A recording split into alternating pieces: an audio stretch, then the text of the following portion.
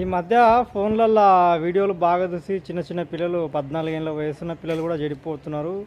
ఇక OYO రూమ్లకు hostel ఫీజులు ఇవన్నీ కట్టుకోలేక అడ్జస్ట్మెంట్ కాక ఇట్లా సెంట్రల్ గవర్నమెంట్ రైల్వే స్టేషన్లు ఉంటాయి కదా, వీటిని కుర్చీలు ఇట్లా ఖాళీగా ఉంటాయి కదా చైర్స్, బహిరంగంగా కుర్చీలను అవి వాడుకుంటారు అనమాట. చీకట్లో వచ్చి ఏదో అడ్జస్ట్మెంట్ అవుతారు.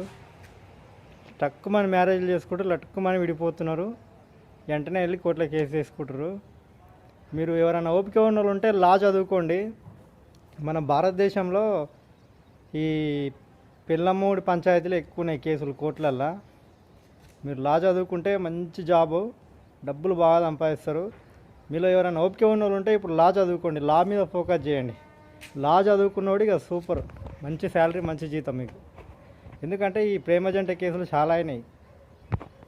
ఎందుకంటే ఇప్పుడున్న కేసులలో ఒక లాయర్కు 20-30 కేసులు వస్తున్నాయి.